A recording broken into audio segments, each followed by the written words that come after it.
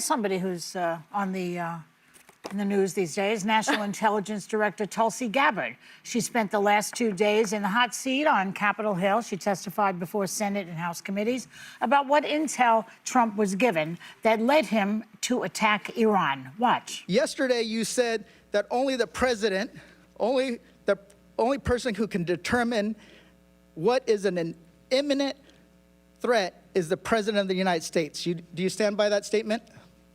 Yes, I do. If the president can determine and ignore what you're doing, why do you guys even have a job? Why do you even advise them? So here's the question. What do we have an intelligence department for if only Trump can decide if there's a threat because he feels it in his bone spurs? Correct. I ask you.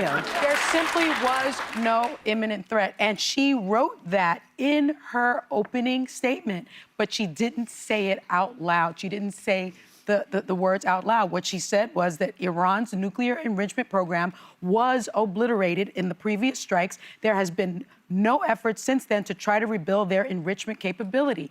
The whole premise of this war was that Iran was building back up their nuclear facilities. That is just not true. I don't even know that we know what the actual premise of the war is because we have heard so many different messages out of this administration. And I think, you know, this Tulsi Gabbard testimony this week, which should leave us all with even more questions and feeling very disturbed about everything going on, it doesn't come in a vacuum. It comes after this war, let's call it what it is, a war. It's not an excursion. That's what you take when you get off a cruise. This is a war. So this war started out of the blue, and then we were almost 3 weeks into it, if not more, and Trump is yet to make an address to the nation and explain what the hell he's doing there and when the hell we're getting out. Okay, so Sarah, I'm going to ask you. You wanted to give a counterpoint to that. Let's hear it. I have an alternative view because a lot of Americans agree with the war. And just hear me out, okay? What percentage of Americans agree with this war? It's not the most popular, but I will give you a perspective about how I think about why this matters to all of us, why this matters to our children, okay? Hear me out.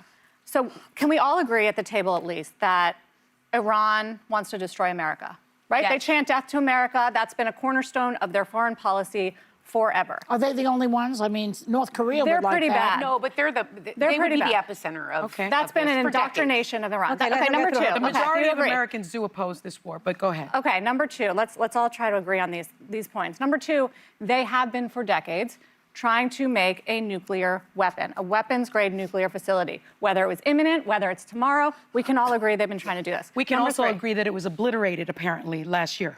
Clearly not. The other thing we can all agree on, I think, is they have long-range missiles and that they fund terrorists that have killed Americans. Now, all of that is why we are in this war. It is a strategic opportunity so that our children do not have to face the greatest state sponsor of terror being a nuclear power.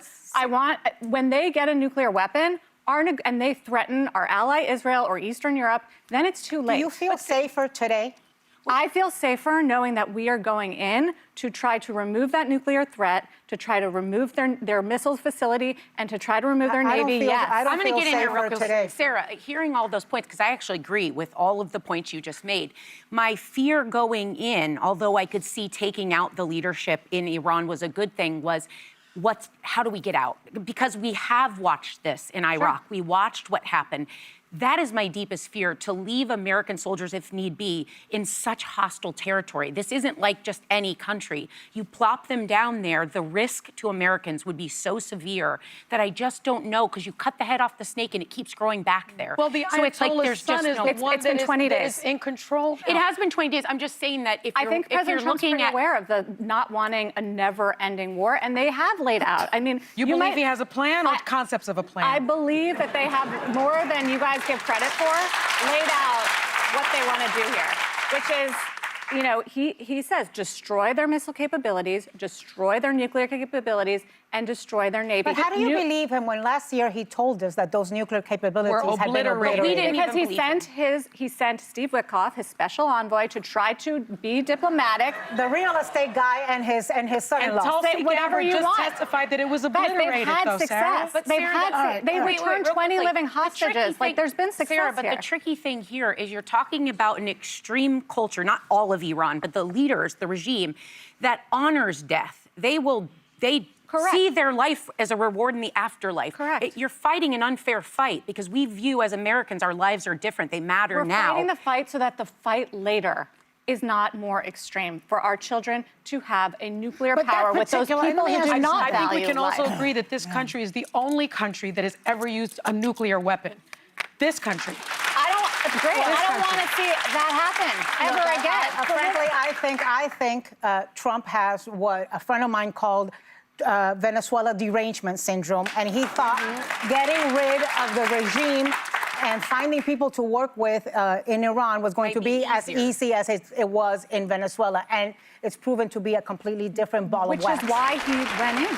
I'm just trying to bring a perspective where judge the policy on the outcomes, the execution, like so many of Trump's policies. I would say tariffs, the Iran war, immigration. I think the intent of what he's trying to do can be popular and can be good, and the His execution. intent on immigration was to get rid of brown people and make America No, white again. his intent was a popular one that helped get him elected. Closing the border was popular. Deporting our abuela was not. One in five people listed immigration as a top Not now. That's why policy. they're not talking about because mass the execution. deportation. I'm saying the execution of it can be chaotic But and his messy. carelessness could get us into a lot of trouble. Absolutely. He's very but careless. let's focus on the goals.